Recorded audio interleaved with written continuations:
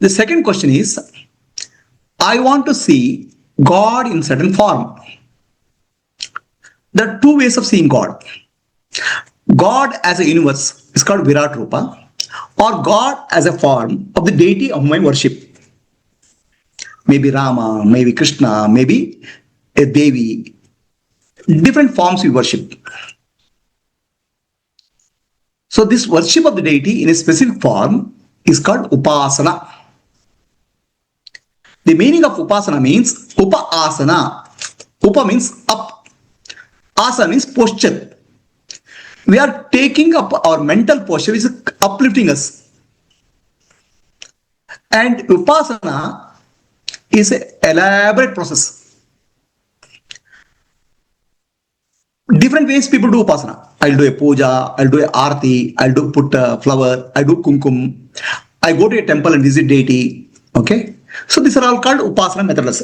In a sense, we call it puja. Okay. Puja or aradhana.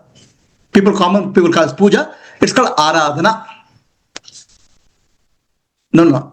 This is called aradhana technically in Sanskrit. In common language, it's called puja. I do puja of God. Okay. In puja, what you do? I'll give you Ganesha puja. Very close example we know. In Ganesha puja, we'll make Ganesha out of mud. Okay. And then invoke Ganesha consciousness into that. We invoke the deity into that. So then we do ahvahana, then we offer puja, and we offer naivedyam. We are invoking deity into the vigraha. Okay. So now, when we invoke deity into vigraha, we think that vigraha is small. Vigraha is a form. Now these vigrahas or deities are not made by imagination. They are called vigraha. Vigraha means vishishta grahana. Grahana means catching attention. Okay, when the deity is there, the form of the deity of Ganesha beautiful. So somebody can come and say, oh, somebody has imagined the Ganesha very beautifully. He has a trunk, elephant trunk, and some good imagination. It's not a good imagination. It is a vision of Rishis. It is the vision of the sculptor, vision, a divine vision of cosmic form appeared to him in that form. Okay, nervous system of all living beings put together appeared as a vision of Ganesha. It's not the imagination of somebody. So there's a difference between imagination and vision. Imagination is a human mind working. Vision is divine appearing in some form to the sculptor, appearing in some form to Rishi. So we create a form of Ganesha out of mud. And in that mud, we invoke the consciousness Ganesha, do the puja, offer naivedyam, and do visarjana. Now, why we call that as a vigraha? We call it as vigraha because it's a vishesha grahana. Grahana means capturing our attention. Ganesha vigraha captures our attention, or Shiva vigraha or Lakshmi vigraha captures our attention in a certain way. We get absorbed in the vision. That's called vigraha. And vigraha in Sanatana Dharma are made by sculptors who are meditators. The one who is not a meditator cannot be a sculptor. What he does, he stands in front of a stone. Then he meditates. He prays to the divine. Hey divine, what form is hidden in you? Please show it to me. Then the consciousness which has to appear in the vigraha appears as a vision to him. Then he sculpts. It's not imagined it done. So now this vigraha where sculpture is done, it can be put in a museum. Then if you go and see the vigraha in a museum, it's not alive. It is actually what we call as a piece of art. The same vigraha. But same vigraha kept in a temple with the prana shakti invoked, prana pratishthapana done, becomes a conscious living being. I remember a story from the life of Kanchi Paramacharya. Kanchi Paramacharya goes to a village. And in the village, villagers come and request Paramacharya. There's a Ganesha temple, inauguration has happened. Can you please do inauguration on certain date. Then Kanchi Paramacharya, oh, you're not open the temple, so many days are over, you're not open the temple. No, we are waiting for a Mahatma to come inaugurate. Then when Kanchi Paramacharya goes there and he sees the Vigraha, he says, the Vinayaka is already conscious. Somebody has done Prana Pratishtha already. Then why are you coming calling me second time? It's not a stone which is Vigraha is there. There's a Prana Pratishtha method.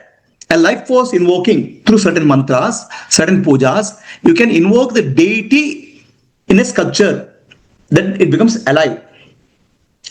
So now the villagers say, no, nobody has done that. Then find out. So then they inquired. What they found, till the Prana Pratishtha, this deity's eyes are closed actually with the cloth. On the day of Prana Pratishtha, with mantra, the deity's eyes are open. So it looks like the sculptor had a son who his father had done the sculpture, and the cloth was tied to the eyes deity. The son comes and removes the cloth and does something with the eyes. A child play. But deity has become alive. So Parama said there's no need to do Vigraha Prana Pratishtha again. This has happened in the Kanchi Paramacharya's life. So when you go to temple, the deity is alive. Then otherwise you would not have gone to the temple. Deity is a living being. Now the question comes for the people who don't understand Sanatana Dharma. The God is formless, they'll say. Why are you worshipping God in a form? The form is so tiny. How can infinite God you can worship in tiny form? They say. If you see one specialty of Sanatana Dharma, all deities have a human face. Okay? There's a reason for that. Whatever the higher consciousness is there, that consciousness can be experienced in the human body.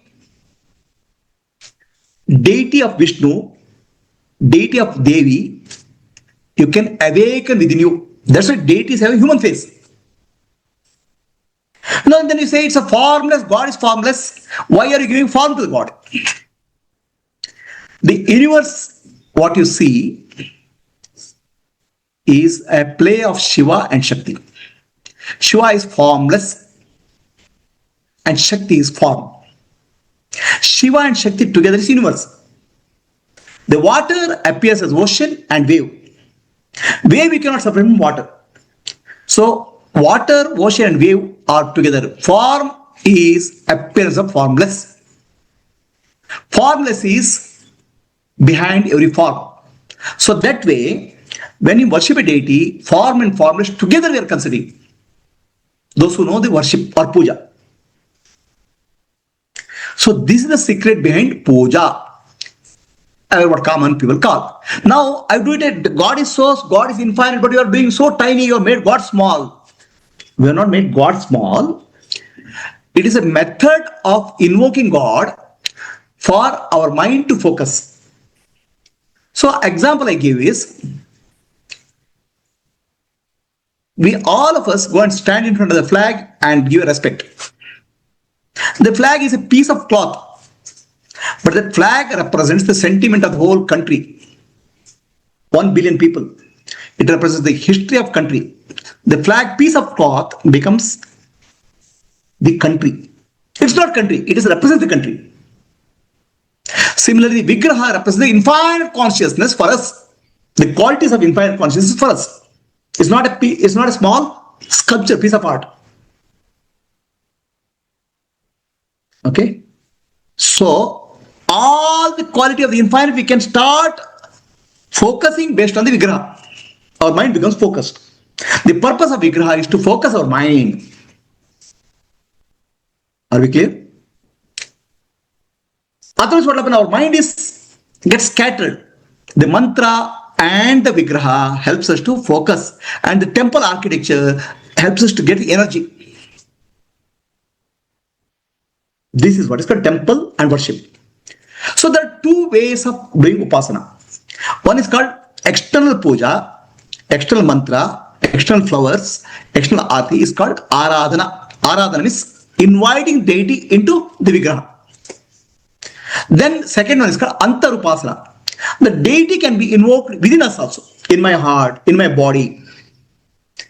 It's called bhava dhyana. When it's done, it's called becomes dhyana. When it's done outside, it becomes puja. Outside is called aradhana, inside is called dhyana. Outside is called yadna, inside is called antaryadna. When the pranayama is antaryadna. Outside, if you put ghee into the fire, it becomes bahya yadna. So external and internal. No, I will do only internal, not possible. We have to start from external, then go internal. What is external becomes internal. So people always start from external and gradually they progress internal. Then internal and external both exist, or some internal may focus. So bahya puja, bahya aradhana gradually becomes antar aradhana, antar puja or antar upasana. Okay. So now I see deity in some form. There's a purpose for that. Okay. Let us say you are upasaka of some Devi and you do not change the vigraha of the Devi. You do puja of the Devi, same Devi again and again every day. So that deity form goes deep into your subconscious, deep into your mind. Okay. Otherwise our mind is full of noise coming from the society. The deity mantra and deity form goes deep into subconscious. Our subconscious deity mantra, deity gets into. What happened? Once Tyagaraja is Rama Bhakta. Okay. Once his Rama statue was stolen or lost because of what? I don't really remember the reason. Then Tyagaraja cries in pain. No other statue will be working for the same. The same vigraha is required. Because I have been doing puja for many years. That deity has gone into me, in my consciousness. It has become darshana. It has become part of me. Because it has gone into subconscious. Okay. So now, I cannot even have darshana of another deity. Because my mind gets defocused. My mind is attracted with this form of deity. It's called vigraha. So I want to see the deity in this form. So what has gone into subconscious, the deity will appear to you in the same form in your darshana. What is in subconscious appears to you in darshana. The vigraha the deity will appear to you in antardarshana, in the vision. See, outer eyesight is gross. Okay? Gross eyes can see only gross world. I'm saying the gross eyes saw a vigraha for so many years, but the vigraha became alive with the antardrashti, in the vision. Otherwise, it's a piece of art. Your inner vision opened up, and the same vigraha which you see seems to have giving darshana. Rama appears as Rama in that vigraha. With your gross eyes, it's a sculpture. Okay, with your puja and devotion, gradually the sculpture starts becoming alive because your antardrashti, chitta shuddhi is happening, mind is becoming purified. The same vigraha appears to be alive and taking naivedyam from you. That means inner vision has opened up. Because your chitta means subconscious. Subconscious is polluted, has become more and more purified because of the upasana of the deity. How else will become subconscious become purified? Subconscious polluted with so many things in the world. Now with the mantra and devata, there's a subconscious purification happening. That's why antardrashti opens. In the antardrashti, the deity becomes alive. He may appear in the dream, the deity may appear in the form of vigraha, but deity may appear as a vision also, with the eyes open or eyes closed. Okay? The deeper it goes into subconscious, the deeper is the possibility of deity appearing. But what they do, people do, number of years of upasana they do. So that the deity goes deeper and deeper into subconscious. Okay? Now, it's called darshana. So there was a person in Pandarapur. His name is Namadev. Namadev was upasaka of Vittala. Okay. Again, they worship Vichara. For him, Vichara appears to be very alive. Vichara seems to be talking. Now here again you have to understand what deity talking means. Deity talking means is not hearing a sound through ears. It's an inner voice. Okay. We have a voice in our head. Kacha, kacha, kacha, kacha, kacha, kacha, kacha, keeps on talking. Nonsense. It's called voice of ego. When the deity talks, also inner voice comes. Not as a sound. Just like ego is giving talking, no? Taka, taka, taka, taka, taka is talking, no? Kacha, kacha, kacha is talking, no? The inner voice of clarity comes. It is same coming to same mind, not from external sound. Understand? So there will be two voices. Voice of ego and voice of divine. Okay? My question is now, what is the difference? Okay? The voice of ego is garbage in, garbage out. Again and again circulating same garbage. Okay? Voice of ego is also voice of fear. The fear is there. Anxiety is there. And repetition of that. It's like a tape recorder. Keeps on repeating. The situation may be different. But it keeps on telling same thing again and again. Pause. So when Namdev was speaking to God, God was replying. Do not be under the impression that the sound was coming to gross ears. Gross ears are charma chakshu. It's called Golaka. It's called Karna, Bahya Karna. It's an instrument. But real hearing happens in inner ears, subtle ears, called Indriya. So the voice is also coming from the mind only. The mind is the only instrument where God speaks to you. Okay, in the mind, the voice of ego is there. Actually, it's noise of ego. Noise of ego is kacha, kacha, kacha, kacha, it will repeat. In the words, there is a fear there. Anxiety there. Okay, and past memories are there. Past and future are there in ego's voice. And if the vision comes from God or the voice comes from God, there's inspiration. There's freshness. There's spontaneity. Okay, and that voice of God brings transformation within you, brings the divinity in the person who is hearing that voice. This voice is called, what we call as voice of God. One who hears it is called Shruti. Rishis are hear the voice. It's not hearing as a sound. It's hearing inner voice. It's called Shruti. And one who has Shruti, it becomes Rishi.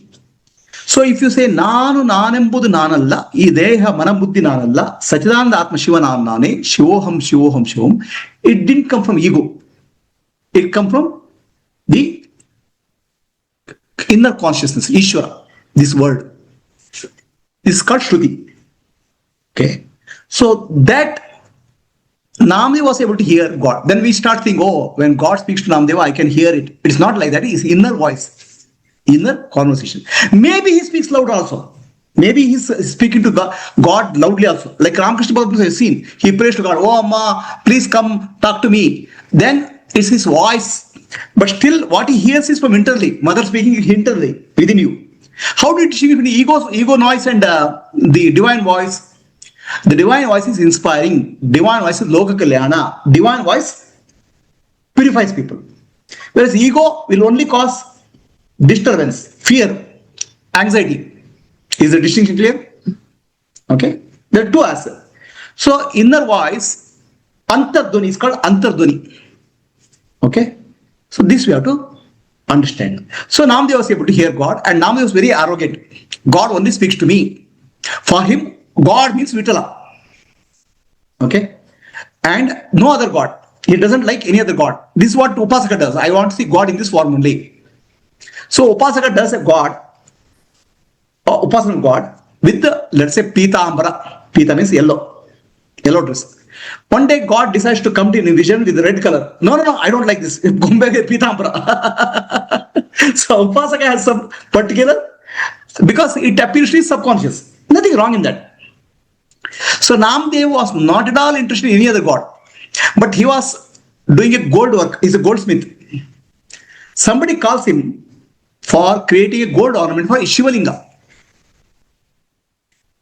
Okay, Nahamdev says, I can't even see Shiva. I can't tolerate it because only God is Vichara. So then when he comes to Shiva temple, he says, I don't want to see because I can only see with my eyes Vichara only.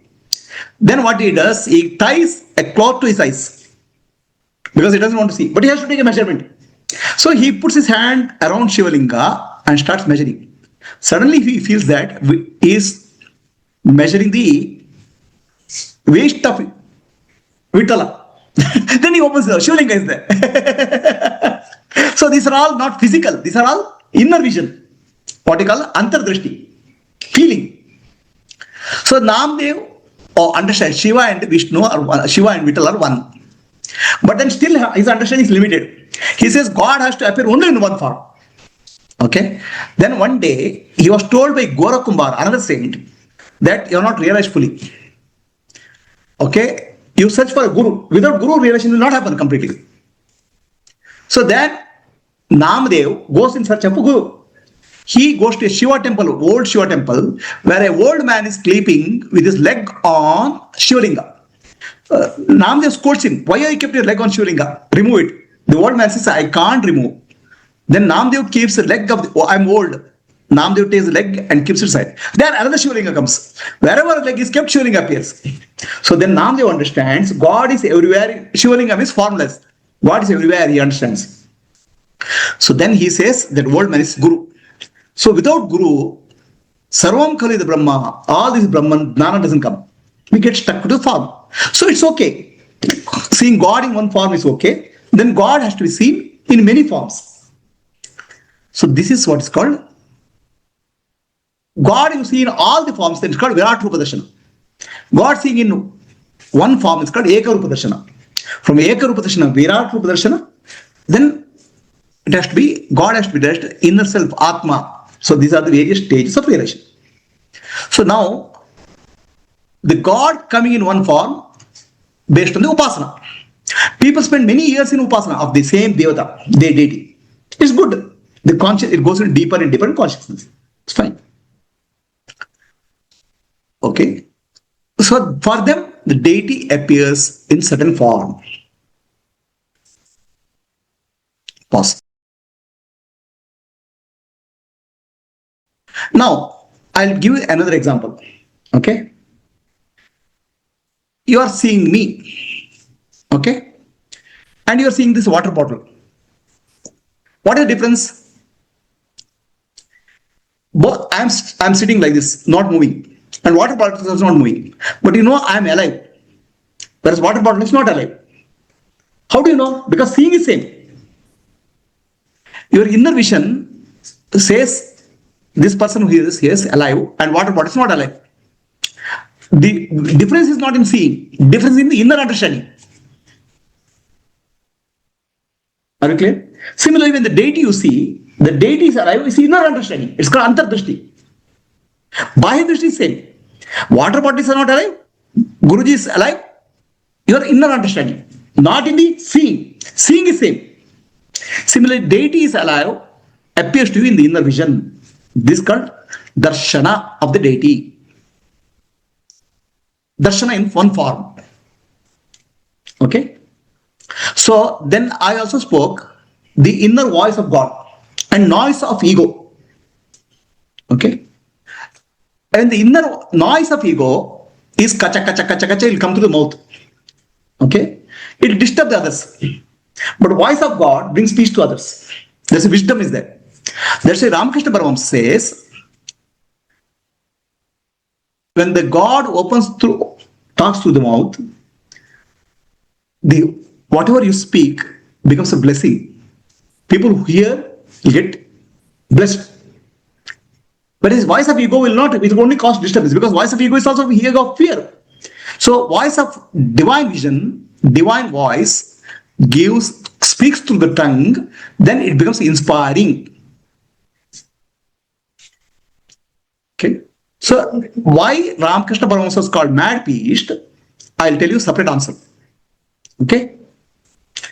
There's a separate question and separate answer. So Ramakrishna Paramahamsa says, in early days, if you put a letter, the letter had to be stamped. Otherwise, the letter is invalid for delivery. The stamping is important. So Ramakrishna Paramahamsa says, Divine Mother has to stamp the tongue of a person. That means Divine Mother has to give a blessing. Then only whatever he speaks becomes divine voice. Otherwise, just a ego noise. Divine voice inspires. When somebody speaks to divine tongue, the tongue which is blessed by Divine Mother, it becomes Saraswati.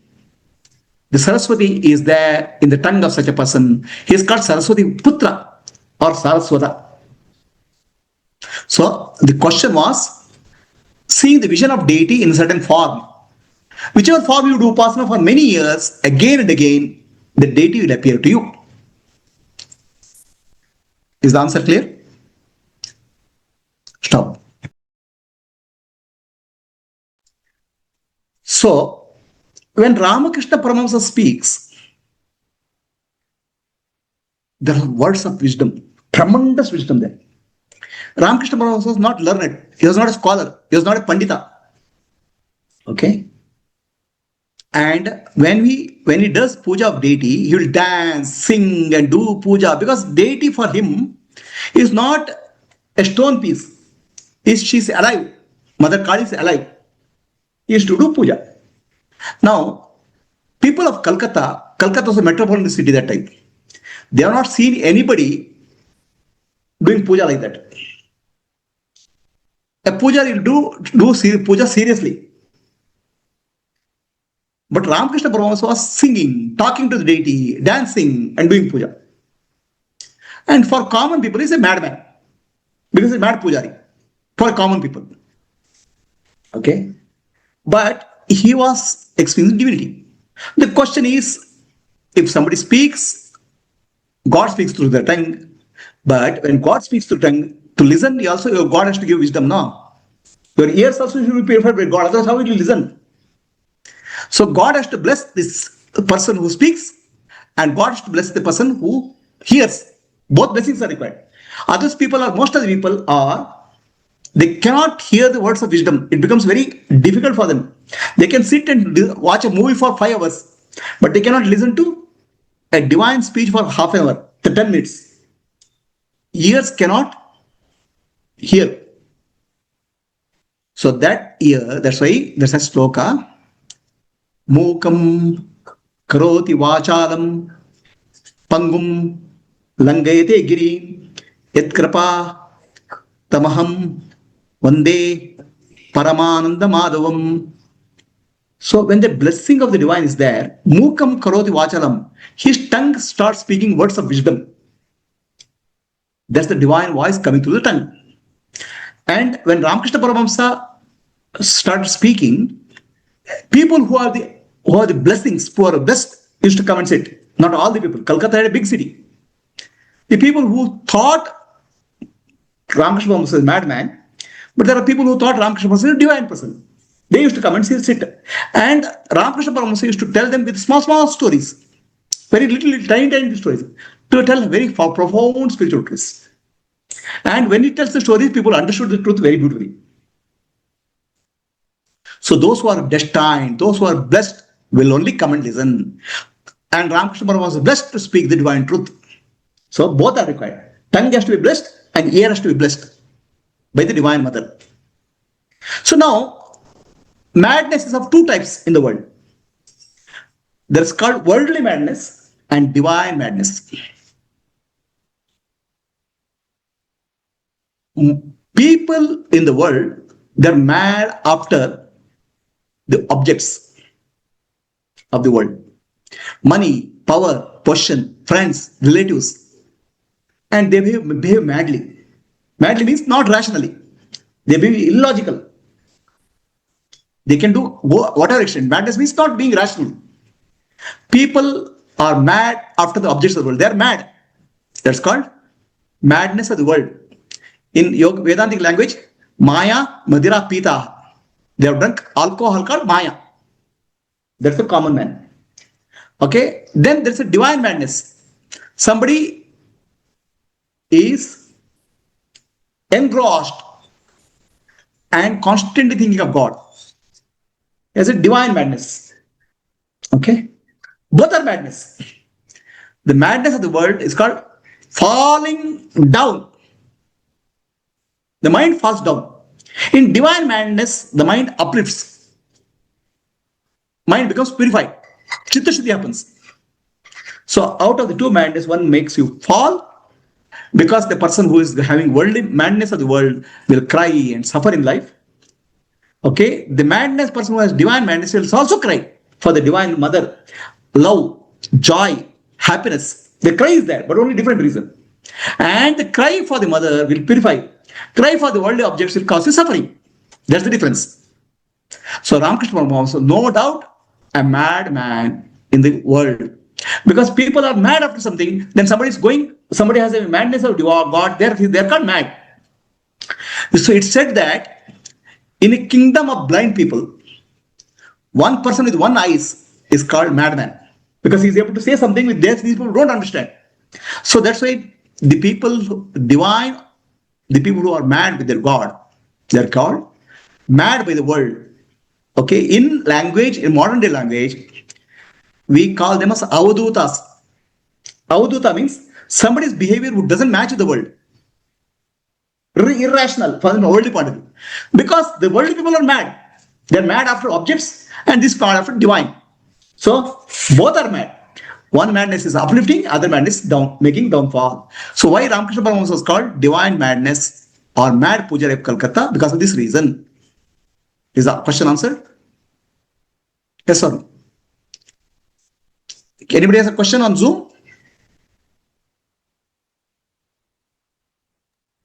Guruji, not regarding this, but regarding the bhava of the idols. So each idol will have different bhava. Correct.